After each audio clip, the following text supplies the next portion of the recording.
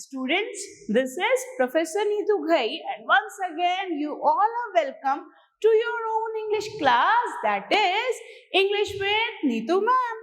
So students, I have started the basic fundamentals of English and mind this beta, ये fundamentals बहुत important है as per any exam.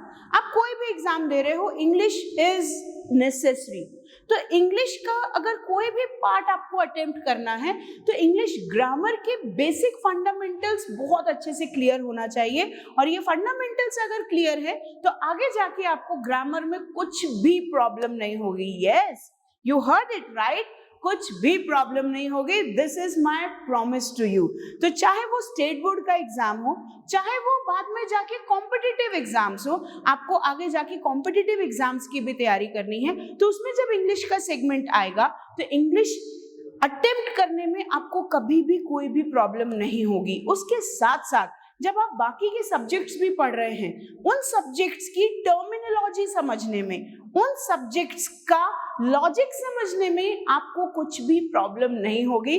तो just pay attention to whatever been taught to you in the English class. So let's continue with the segment fundamentals of English grammar. So students, I have given you the introduction of all the parts of speech, और हम एक एक part of speech का discussion कर रहे थे, जिसमें I have started with noun and pronoun. उससे पहले मैंने आपको सेंटेंस कंस्ट्रक्शन में ये क्लियर किया था कि सब्जेक्ट की जगह पर अगर कोई पार्ट ऑफ स्पीच आएगा तो वो होगा noun, and as pronoun always takes the place of noun, तो सब्जेक्ट की जगह पर प्रोनाउन भी आ सकता है. उसके साथ साथ नाउन और प्रोनाउन ही ऑब्जेक्ट की जगह आएंगे. बट इसके साथ मैंने आपको ये भी क्लियर किया था बेटा कि जब आप सेंटेंस कंस्ट्रक्ट कर रहे हैं, you must understand the sequence of the sentence, कि सब्जेक्ट की जगह पर जो प्रोनाउन आएगा वो सब्जेक्टिव प्रोनाउन होगा, और ऑब्जेक्ट की जगह जो प्रोनाउन आएगा वो ऑब्जेक्टिव प्रोनाउन होगा. इसके बाद हमने डिस्कस किया था verb.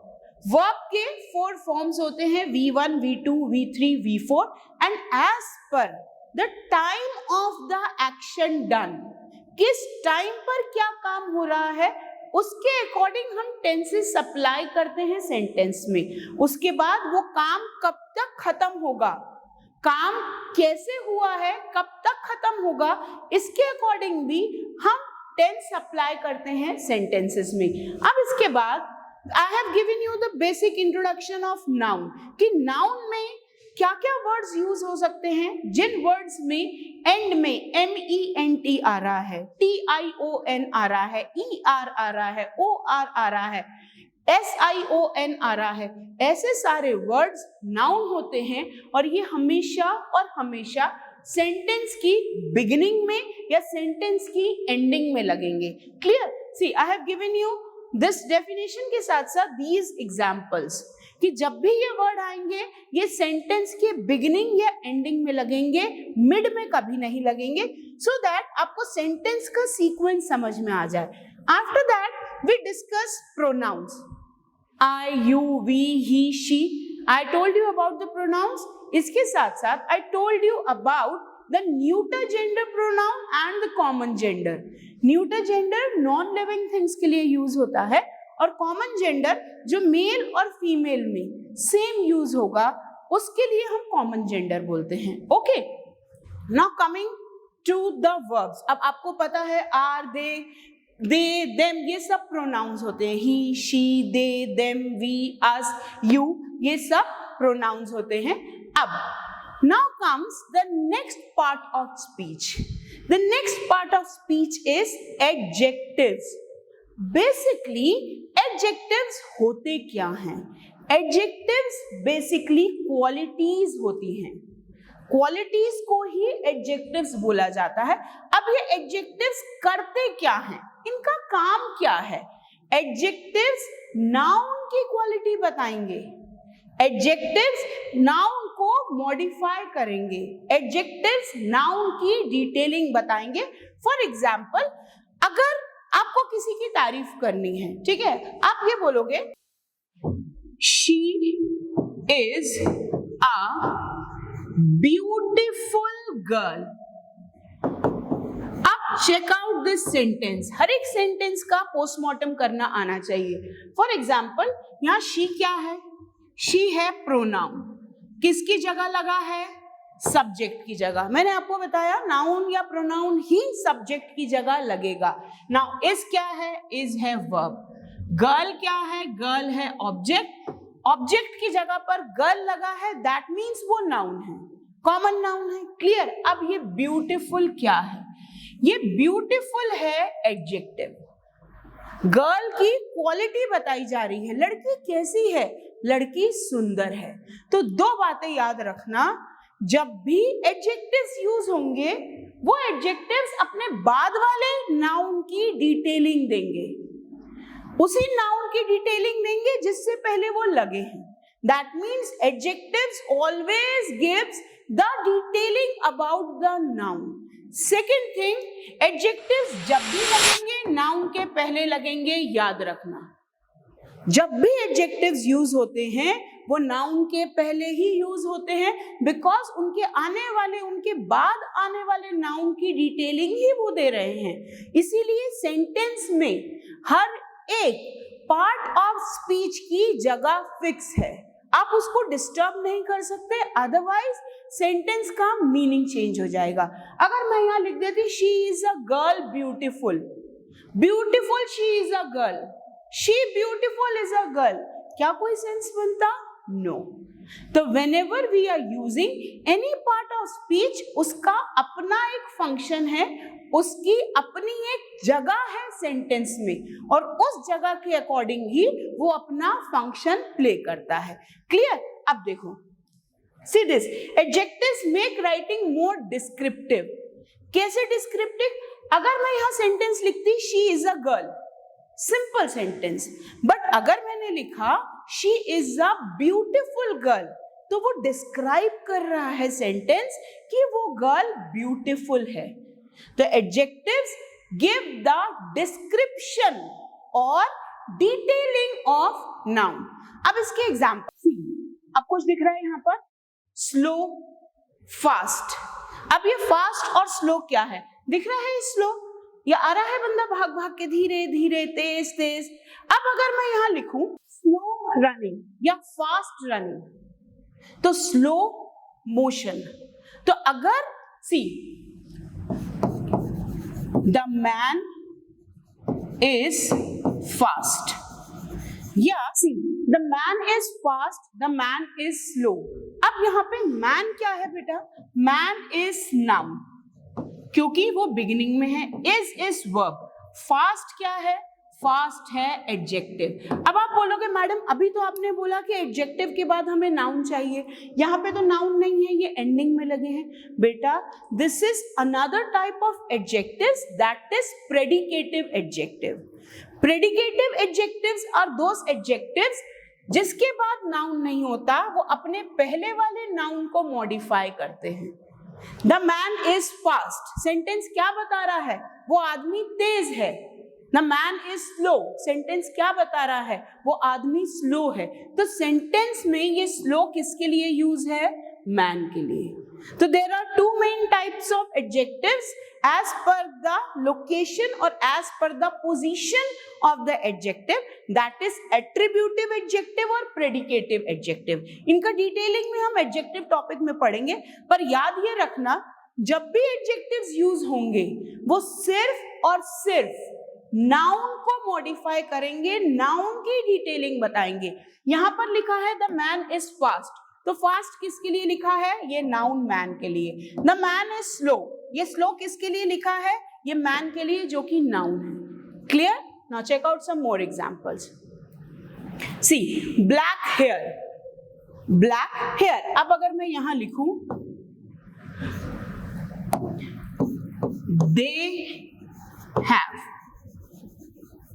they have black hair। अब ये ब्लैक क्या है और हेयर क्या है? हेयर है नाउन, ब्लैक है एडजेक्टिव। तो ब्लैक एडजेक्टिव किसके लिए यूज है? हेयर के लिए। दैट मीन्स बाल कैसे हैं? बाल काले हैं। ठीक है? तो people, these all 3 people have black hair. तो whenever adjectives are used, they modify noun. They describe noun. कि किसके लिए यूज हो रहा है? हेयर के लिए. क्लियर? डन. ऐसे ही और एग्जाम्पल देखते हैं हम. अब ब्लैक हेयर समझ में आया. One more thing. अब यहाँ तो इनके बाल काले हैं. अगर किसी के बाल सफेद हैं तो हम क्या बोलेंगे? White hair? No, never. We do not use white word to describe the color of hair as white. क्योंकि white means milky white. आपके बाल एकदम दूध जैसे सफेद थोड़ी हैं. बाल दूध जैसे सफेद नहीं होते. तो क्या बोलते हैं white hair को? कुछ याद आया? Whenever we see the advertisements of hair color, तो क्या यूज करते हैं? आपको कुछ वर्ड याद आया? Want to hide your grays. Want to hide your gray. Grey मतलब? ग्रे मतलब सफेद बाल. तो जब भी सफेद बालों की बात होगी तो white hair is a wrong term. You only have to use grey word with it. He is having grey hair. Grey hair सफेद बाल. तो ये वर्ड याद रखना बेटा. नई नई चीजों से अपने आप को अपडेट करो कि whenever you are using white for hair is wrong. It is used as grey hair. मतलब सफेद बाल. सफेद बाल के लिए ग्रे हेयर. और अगर मुझे ये बोलना है सफेद बिल्ली तो ग्रे कैट. सफेद बादलों से या बर्फ से ढके हुए पहाड़ तो grey mountains covered with snow. तो ये नई नई टर्मिनोलॉजी याद रखना बेटा. कभी भी व्हाइट हेयर मत बोलना. हमेशा और हमेशा ग्रे हेयर होता है. Clear? Okay. Now check out some more. ये याद रखना. अब check out the next thing. Now अगर हम नेक्स्ट पार्ट ऑफ स्पीच की बात करें तो नेक्स्ट पार्ट ऑफ स्पीच है वर्ब, जिसके ऊपर बेस्ड रहते हैं tenses. And I know everyone who is afraid of English are most afraid of tenses. Tenses से बड़ा डर लगता है, पर टेंसेस से डरने वाली कोई बात ही नहीं है. लॉजिक समझ लिया, टेंसेस इजी. अब एप्लीकेशन समझ ली, टेंसेस इजी. और कैसे होगा? सी. अब यहाँ पे आपको कुछ वर्ड दिख रहे हैं. यहाँ पे लिखा है ईट, यहाँ पे लिखा है एस, यहाँ लिखा है आईएनजी और यहाँ लिखा है एट. क्या इससे कुछ समझ में आ रहा है? सी. ईट, एट, ईटन और ईटिंग. क्या है ये? What is this? This is V1, V2, V3, V4. ये वर्ब के फॉर्म्स हैं ईट वर्ब के. ये इर्रेगुलर वर्ब हैं जिसमें V1 अलग है, V2 अलग है, V3 अलग है. क्लियर? V4 तो हमें पता है V1 प्लस ING से बनता है. तो ये V1 है, ING लगा के हमने ईटिंग लगा दी. अब एक और टेक्निक समझो. ये ईट के साथ S क्यों लगा है? क्यों लगा है S? बिकॉज प्रेजेंट टेंस में as per the number of noun हम V1 या V1 plus S लगाते हैं. कैसे लगाते हैं? Check it out. अगर मैंने यहाँ लिखा boy eats pizza, क्या हुआ? boy eats pizza. अब यहाँ पे boy क्या है? यहाँ पे boy सिंगुलर नाउन है. जब भी हम सिंगुलर नाउन यूज करते हैं तो V1 में S यूज करते हैं. अगर यहाँ होता बॉयज, बॉयज होता तो यहाँ आता eat. Boys eat pizza. This is the technique to understand the tense. Present tense में सिंगुलर सब्जेक्ट के साथ V1 में S या ES भी लगता है. अब ES कैसे लगेगा? सी. अगर मैं यहां पे लिखूं he goes to school. अब he क्या है? he है सिंगुलर. या मैं यहां लिखूं boy, boy goes to school.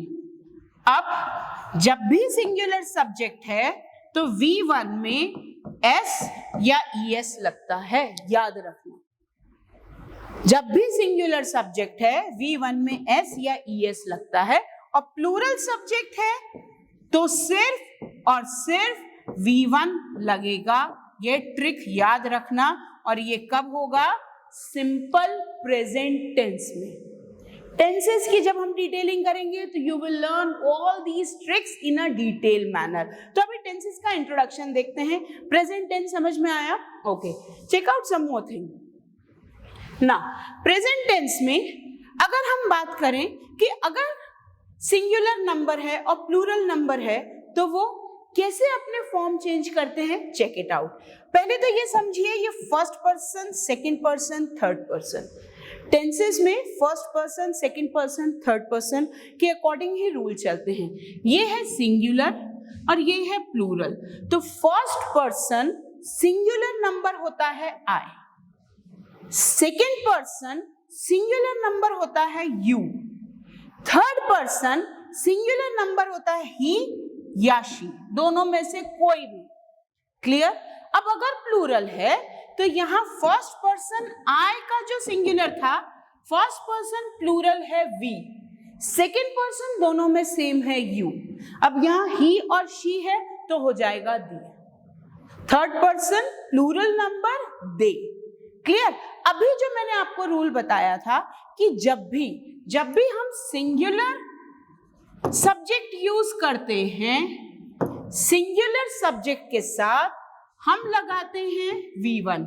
याद रखना, प्लूरल के साथ हम लगाते हैं, यहां पे लगता है V1 प्लस S और प्लूरल के साथ हम लगाते हैं V1। क्लियर? अब ये सिंगुलर है, ओके, ये प्लूरल है। अब थोड़ी सी टेक्निक दिमाग लगा के, जब भी आपको I, U और V दिखे, I, U, V इस रूल से नहीं चलते।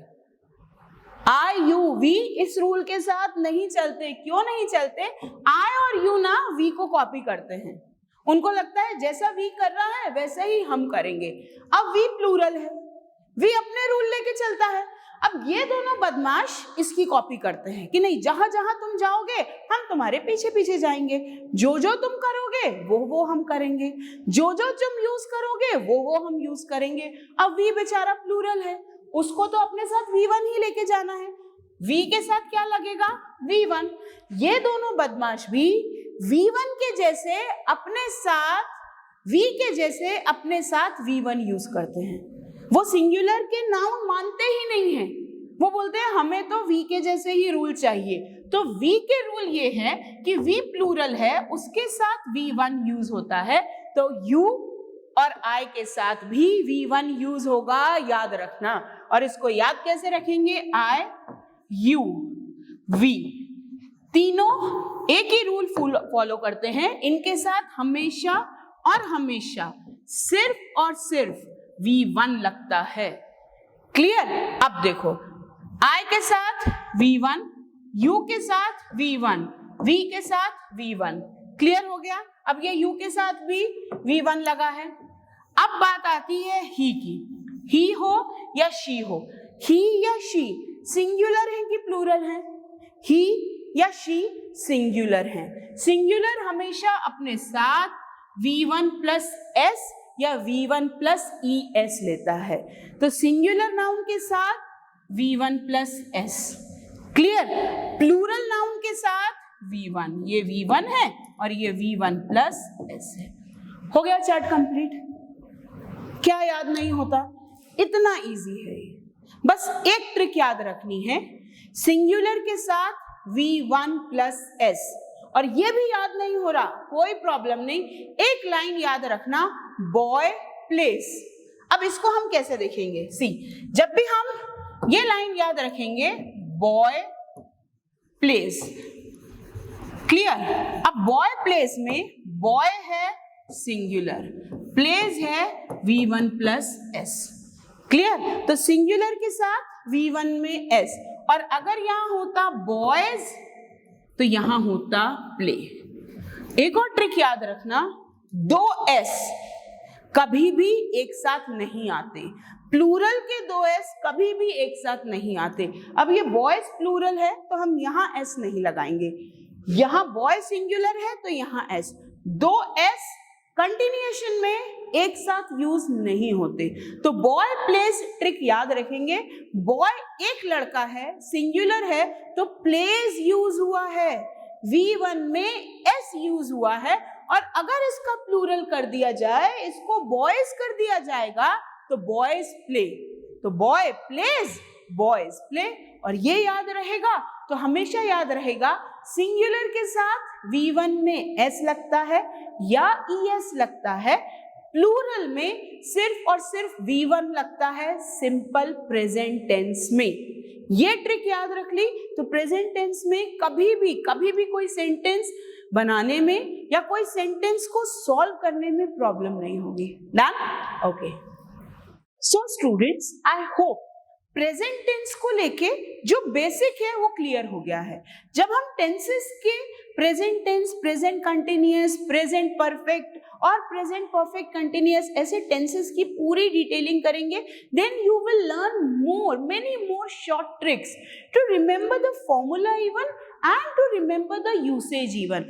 अभी ये याद रखना है, सिंपल प्रेजेंट टेंस में V1 में S या ES लगता है और प्लूरल के साथ सिंपली V1 लगता है। क्लियर? तो सिंपल प्रेजेंट टेंस में सिंगुलर के साथ V1 या ES प्लस प्लूरल के साथ सिंपल V1। तो on this note I end this lecture here.